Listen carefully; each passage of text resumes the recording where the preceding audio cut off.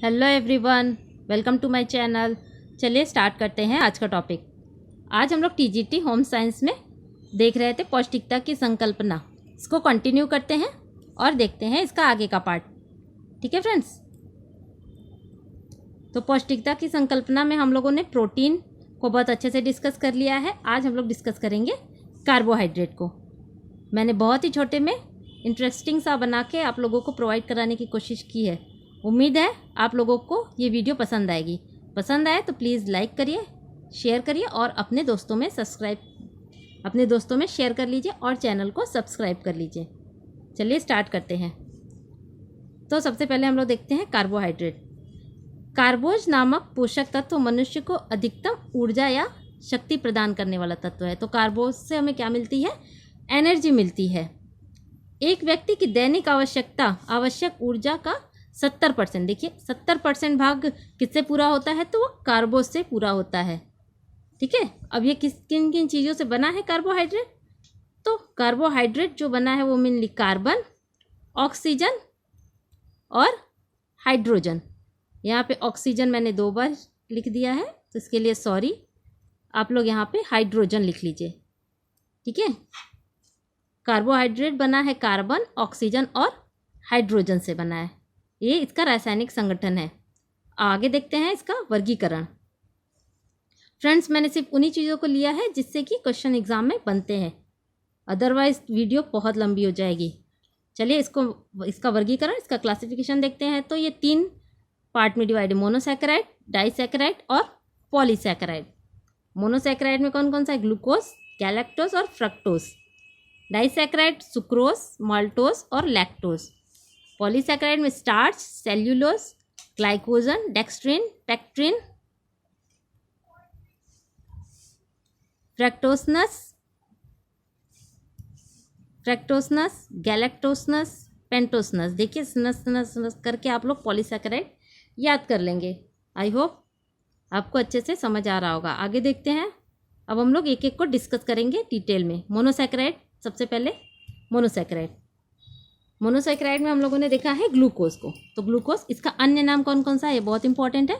Dextrose, grep शर्करा, corn शर्करा और ब्लड शुगर, रक्त शर्करा। ये इसका जो है अन्य नाम है किसका? ग्लूकोज का। आप लोग ये नाम याद कर लीजिएगा। ये कहाँ कहाँ से हमें मिलता है? तो ये शहद, गन्ना, चुकंदर, मक्का, इन सब चीज़ों से हमें ग्लूकोज मिलता है। रक्त में ग्लूकोज की सामान्य मात्रा कितनी है? 80 से 100 mg पर 100 mm, प्रति 100 mm जो है वह रक्त में ग्लूकोज की सामान्य मात्रा है। रक्त में ग्लूकोज की मात्रा बढ़ने पर देखिए क्या क्या हो जाता है? तो मधुमेह की संभावना बढ़ जाती है। ग्लूकोज वसा में परिवर्तित होकर शरीर का वजन बढ़ाती है। ठीक है फ्रेंड्स, आगे देखते हैं। ग्लूकोज की अतिरिक्त मात्रा जो है वो किस में बदल जाती है? तो ग्लूकोज की अतिरिक्त मात्रा ग्लाइकोजन में बदल जाती है और हमारे बॉडी में यकृत, लीवर में यह जो है वह संग्रहित हो जाती है। लीवर और मांसपेशियों में यह संग्रहित हो जाती है। आगे देखते हैं गैलेक्टोज। ठीक है, अभी हम लोगों ने ग्लूकोज देखा, अभी हम लोग देखेंगे गैलेक्टोज। तो यह भोज्य पदार्थों में स्वतंत्र रूप से नहीं पाया जाता है। भोज्य पदार्थों में गैलेक्टोज स्वतंत्र रूप से नहीं पाया जाता है, जैसे कि ग्लूकोज पाया जाता है। ग्लूकोज स्वतंत्र रूप से पाया जाता है। दूध में गैलेक्टोज दूध के पचने के बाद बनता है। देखिए पाचन के बाद, दूध के पाचन के बाद क्या बनता है? वो गैलेक्टोज बन जाता है। चलिए आगे देखते हैं फ्रक्टोज। ये लास्ट है मोनोसैकेराइड का। इसको हम लोग लेव्यूलोज, इसका अन्य नाम है लेव्यूलोज। फल शर्करा मतलब फ्रूट शुगर, इसे फ्रूट शुगर भी कहा जाता है। यह अधिक मीठा होता है। इन सब मोनोसैकेराइड्स में जितने भी मीठे हैं सब में सबसे मीठा होता है फ्रक्टोज। ठीक है, शरीर की ऊर्जा की आवश्यकता को शीघ्रता से यही पूरा करता है। यह जल में विलय है, मतलब जल में यह खुल जाता है एकदम आसानी से। आगे देख लेते हैं हम लोग। अब बढ़ते हैं हम लोग डाइसैकेराइड की तरफ। मोनोसैकेराइड में हम लोगों ने 3 को डिस्कस किया, ग्लूकोज, गैलेक्टोज और फ्रक्टोज। अब डाइसैकेराइड देखते हैं। तो यह 2 सरल शर्करा मतलब मोनोसैकेराइड, 2 मोनोसैकेराइड का ये क्या है? योग है। यह जल में विलय है। देखिए ये भी जल में विलय है। ये कम मीठे होते हैं। ये कितने प्रकार के होते हैं? ये 3 प्रकार के होते हैं डाइसैकेराइड। मोनोसैकेराइड भी 3 प्रकार के होते हैं और डाइसैकेराइड भी 3 प्रकार के। कौन कौन से? चलिए देखते हैं। ग्लूकोज, अभी हम लोगों ने देखा था ग्लूकोज, माल्टोज और लैक्टोज, ये डाइसैकेराइड है। चलिए एक एक को डिस्कस करते हैं। सबसे पहले डिस्कस करेंगे सुक्रोज को। सुक्रोज, इसका अन्य नाम गन्ने की चीनी। देखिए इसका अन्य नाम गन्ने की चीनी। गन्ने की चीनी किसे कहा जाता है? तो वो सुक्रोज को कहा जाता है। यह किन किन चीज़ों से मिला? देखिए अभी हम लोगों ने ऊपर डिस्कस किया कि 2 सरल शर्करा का योग है। 2 सरल शर्करा मतलब मोनोसैकेराइड का यह योग है।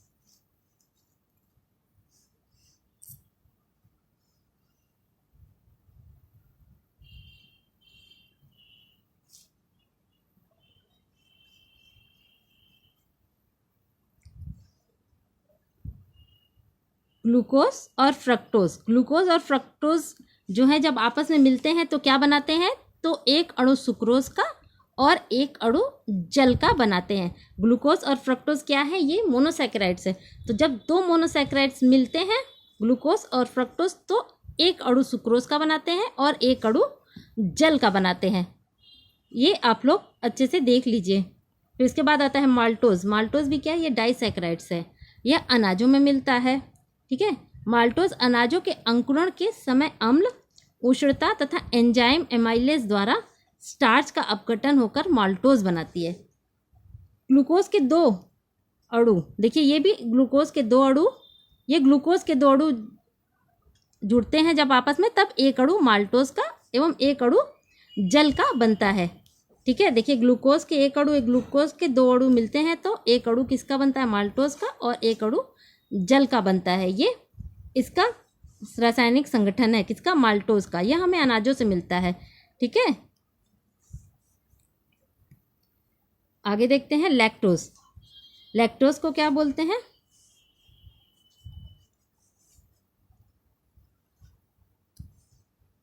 लैक्टोज, इसका अन्य नाम क्या है? दुग्ध शर्करा, मिल्क शुगर। मिल्क शुगर किसे कहा जाता है? तो लैक्टोज को। तो गाय के दूध में देखिए 4% और माँ के दूध में 7% जो है वो लैक्टोज पाया जाता है। इसीलिए छोटे बच्चों के लिए माँ का दूध जो है वो सर्वोत्तम आहार माना जाता है। एक अणु ग्लूकोज एवं एक अणु गैलेक्टोज, एक अणु ग्लूकोज का और एक अणु गैलेक्टोज का मिलकर एक अणु लैक्टोज का बनाते हैं और एक अणु जल का बनाते हैं। देखिए जल जो है वो तीनों में पाया जाता है। ठीक है। देखिए एक अणु ग्लूकोज और एक अणु गैलेक्टोज मिलकर क्या बनाए? एक अणु लैक्टोज का बनाया है और एक अणु जल का। आई होप आप लोगों को वीडियो समझ आ रही होगी और अच्छी लग रही होगी। अब लास्ट हम लोग देखते हैं पॉलीसैकेराइड। पॉलीसैकेराइड्स कई जटिल कार्बोज पदार्थों का एक समूह है। देखिए इसमें दो से अधिक जो है वो कार्बोज मिलते हैं तब जाके पॉलीसैकेराइड्स का एक अणु बनता है। यह पानी में अविलेय है। देखिए बाकी 2 पानी में विलेय थे, मोनोसैकेराइड और डाइसैकेराइड, लेकिन पॉलीसैकेराइड जो क्या है वो पानी में अविलेय है। ये स्वाद में मीठे नहीं होते हैं। जैसे चावल का माड़ हम लोग देखिए पानी में अघुलनशील होता है और स्वाद में मीठा नहीं होता है। शरीर में इनका पाचन कठिनता से एवं कई बार अपूर्ण ही रह जाता है। तो इनमें मुख्यतः कौन कौन से हैं? चलिए देख लेते हैं। तो सबसे पहले है इसमें स्टार्च। स्टार्च के रूप में पौधे जो है कार्बोज पदार्थ संग्रहित करते हैं। पौधे किस रूप में कार्बोज को संग्रहित करते हैं? तो वह स्टार्च के रूप में अपने अंदर संग्रहित करते हैं। तभी हमें अनाजों से जो है वह स्टार्च मिलता है, क्योंकि पौधे जो है स्टार्च को कार्बोज के रूप में संग्रहित करते हैं। कार्बोज पदार्थ संग्रहित करते हैं स्टार्च के रूप में, जिससे उन्हें आवश्यक पड़ने पर शक्ति प्राप्त होती है। किनको? पौधों को। अनाज में 65 से 85% जो है वो अनाजों में, बीज एवं कंद में कितना? 19.35% तथा फल एवं अन्य सब्जियों में कितना? 2 से 10% जो है वो स्टार्च मिलता है। स्टार्च में 2 प्रमुख घटक कौन कौन से शामिल है? एमाइलेज तथा एमाइलोपेक्टिन। ये जो है स्टार्च के 2 प्रमुख घटक है, एमाइलोज और एमाइलोपेक्टिन। आगे देखते हैं सेल्यूलोज। पॉलीसैकेराइड में देखिए ये सेल्यूलोज सेल्यूलोज भोज्य पदार्थों के साथ पकाए जाने पर नरम होकर टूट जाते हैं, जिससे भोज्य पदार्थों पर पाचक रसों की क्रिया सुलभ हो जाती है। साबुत अनाज तथा दालों में सेल्यूलोज की मात्रा अधिक होती है। सेल्यूलोज पानी में अविलेय है, देखिए पानी में अविलेय है, इनका शरीर में पाचन नहीं होता है। तो फिर ये वर्क कैसे करते हैं, चलिए देखते हैं। आहार को स्थूलता प्रदान करते हैं, सेल्यूलोज आहार को स्थूलता प्रदान करते हैं। भोजन को छोटी आंत में ये शीघ्रता से पहुंचाते हैं, ठीक है।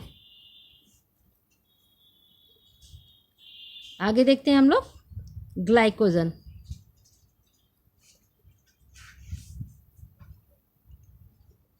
एक और पॉइंट यहाँ नोट कर लीजिए फ्रेंड्स, कार्बोहाइड्रेट जो है वह सेल्यूलोज जो है वह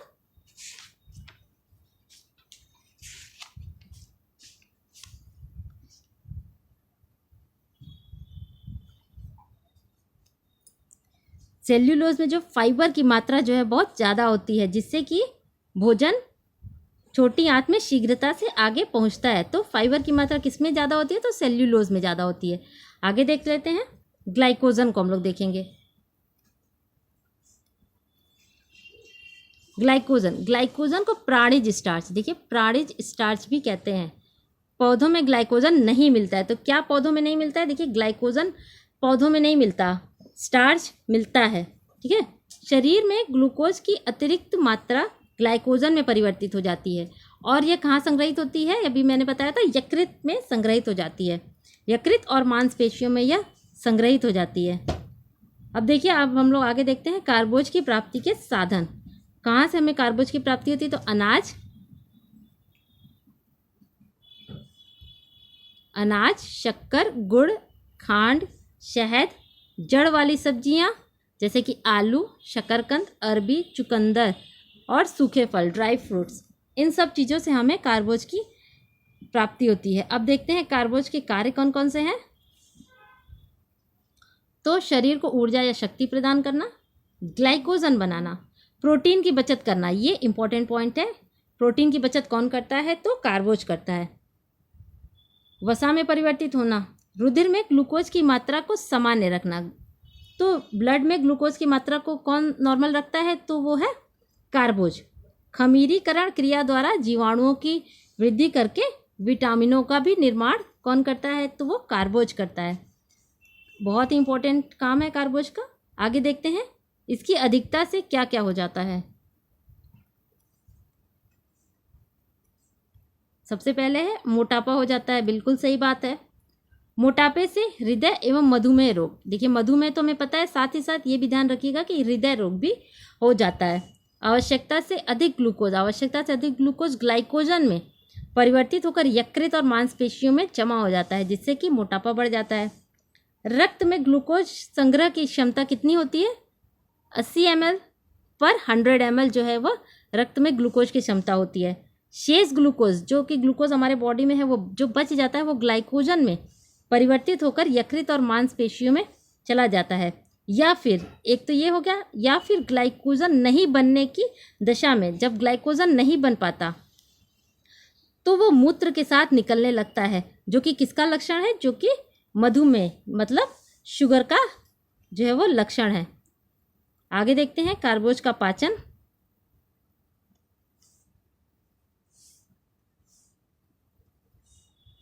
कार्बोज का पाचन मुंह तथा छोटी आंत के ग्रहणी और शेषांभ में होता है। 3 जगह कार्बोज का पाचन होता है, ठीक है। मुंह में केवल पके हुए स्टार्च का पाचन होता है, ये याद रखिएगा कि मुंह में केवल पके हुए स्टार्च का पाचन होता है। लार में टाइलिन नामक पाचक एंजाइम होता है। इस एंजाइम के प्रभाव से स्टार्च किस में बदल जाता है, डेक्स्ट्रिन में बदल जाता है। इसके बाद भोजन आमाशय में पहुंचता है। आमाशय में कार्बोज का पाचन नहीं होता है, देखिए ये ध्यान रखिएगा, आमाशय में कार्बोज का पाचन नहीं होता है। इसके बाद छोटी आंत में 90 से 95% कार्बोज का पाचन छोटी आंत में ही हो जाता है। तो मुख्यतः छोटी आंत में ही कार्बोज का पाचन होता है। अब देखिए यह इसका अवशोषण, ऑब्जर्व कैसे करता है हमारी बॉडी। तो कार्बोहाइड्रेट का मुख्यतः अवशोषण कहाँ होता है, तो वो छोटी आंत में होता है। ग्लाइकोजन के विखंडन से प्राप्त ऊर्जा माइटोकॉन्ड्रिया में एकत्रित हो जाती है, जो शरीर के विभिन्न कार्यों जैसे कि ताप, मांसपेशीय संकुचन और अन्य आवश्यक यौगिकों का संश्लेषण आदि में प्रयुक्त होता है। ये है अवशोषण कार्बोहाइड्रेट का। ठीक है, अब आगे देखते हैं इसकी दैनिक मांग। इसकी दैनिक मांग कितनी है? तो एक स्वस्थ प्रौढ़ व्यक्ति को अपने दैनिक आहार में 400 से 500 ग्राम, देखिए बहुत ही इंपॉर्टेंट पॉइंट है, 400 से 500 ग्राम कार्बोज की आवश्यकता होती है। शरीर ऊर्जा की कुल मांग का 60 से 70% भाग जो है हमें किससे मिलता है? वो हमें कार्बोज से मिलता है। तो देखिए, आई होप कार्बोज से रिलेटेड ये वीडियो आप लोगों को पसंद आई होगी। चलिए अब इससे कुछ हम लोग क्वेश्चंस लगा लेते हैं। तो सबसे पहले देखिए, वसा के उपयोग के लिए क्या ज़रूरी है? तो वसा के उपयोग के लिए क्या ज़रूरी है, आप लोग बताइए जल्दी से। तो कार्बोज, वसा के उपयोग के लिए कार्बोज जरूरी है। दूसरा क्वेश्चन है, कार्बोहाइड्रेट की प्राप्ति के साधनों को कितने वर्गों में बांट सकते हैं? तो कार्बोहाइड्रेट की प्राप्ति के साधनों को हम लोग 2 वर्गों में बांट सकते हैं, एक जंतु जगत और वनस्पति जगत। ठीक है, तीसरा देखते हैं। तो ये 2 वर्गों में बांट सकते हैं। कार्बोहाइड्रेट के एक अणु में कितने परमाणु होते हैं?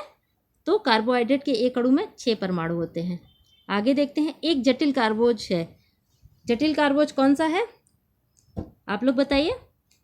तो जटिल कार्बोज कौन सा है?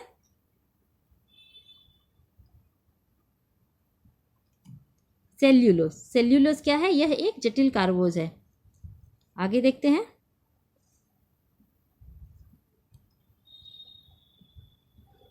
माँ के दूध में उपस्थित रहता है क्या? तो लैक्टोज। जब पेड़ पौधों में प्रकाश संश्लेषण की क्रिया नहीं होती तो उन्हें ऊर्जा मिलती है, किससे मिलती है? तो कार्बोज से मिलती है। आगे देखते हैं, शरीर में ग्लूकोज की मात्रा अधिक होने पर मूत्र के साथ बाहर निकलने लगता है। यह लक्षण किसका है, बताइए आप लोग। तो यह लक्षण है मधुमेह का। आगे देख लेते हैं लास्ट क्वेश्चन, माल्टोज क्या है? बताइए, माल्टोज क्या है? जटिल कार्बोज? नहीं। दूध में पाई जाने वाली शर्करा? नहीं। अंकुरित अनाजों का शक्कर? जी हाँ, ये है माल्टोज। माल्टोज हमें कहाँ मिलता है? तो अनाजों से हमें माल्टोज की प्राप्ति होती है। तो यहीं पे हमारा वीडियो ख़त्म होता है। आई होप मेरी ये छोटी सी वीडियो आप लोगों को अच्छी लगी तो प्लीज़ लाइक करिए, शेयर करिए और चैनल को सब्सक्राइब कर लीजिएगा। मिलते हैं अपने नेक्स्ट वीडियो में, तब तक के लिए थैंक यू।